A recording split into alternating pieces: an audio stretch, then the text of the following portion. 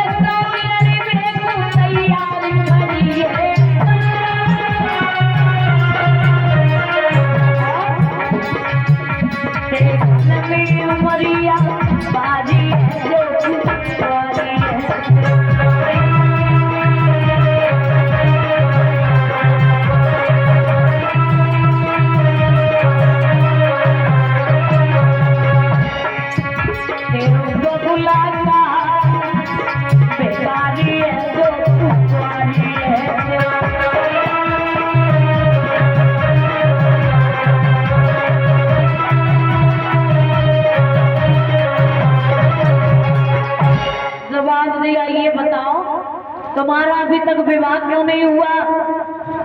लेकिन मैया रुक्मणी कुछ नहीं बोली। रुक्मणी मैया की जो माँ थी उन्होंने ये बात सुन ली, जवाब दिया मेरी बेटी शादी के लायक हो गई है और महाराज को कोई चिंता ही नहीं है। अब हमें अपनी बेटी रुक्मणी का विवाह करना होगा। दासी को बुलाया, कहा दासी मेरे महाराज को बुला करके लेके आ। दासी गई, कचहरी में पहुंची, हाथ जोड़ करके कहा महाराज आपको आपकी रानी याद कर रही है। महाराज ने उसी समय अपनी कचहरी को बर्खास्त किया और अपनी रानी के पास में पहुंच गए। जवाब दिया रानी इतने अतिशीघ्र आपने मुझे क्यों बुलाया? जवाब दिया महाराज आप काम में इतने व्यस्त रहते हो कि हमारी बेटी शादी के लायक हो चुकी है और आपको तनिक भी चिंता नहीं है। अच्छा घर और अच्छा पर देख करके बेटी की शादी कर दीजिए।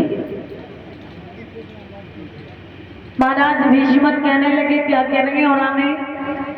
इसका मतलब अपनी जो बेटी है रुक्मणी वो शादी के लायक हो गई। हाँ। ध्यान रखना भक्तों, बेटियां शादी के लायक कब हो जाती हैं माता पिता को मालूम भी नहीं पड़ता। एक बात याद रखना, हाँ बेटी 5 वर्ष की हो जाती है ना तो अपनी माँ के साथ में थोड़ा थोड़ा काम करवाने लगती है और जब 20 वर्ष की हो जाती है ना तो अपने माँ का पूरा पद संभाल लेती है। माँ का काम क्या होता है? भोजन बनाना, घर का काम करना। और यही जब बेटी 20 वर्ष की हो जाती है तो अपनी माँ का पूरा काम करने लगती है महाराज। बेटा चाहे 25 साल को हो जाए फिर भाई खाए थरिया पटिया पे रख बनाया तुम्हारा, और बेटी 20 वर्ष की सारा काम करने लगती है।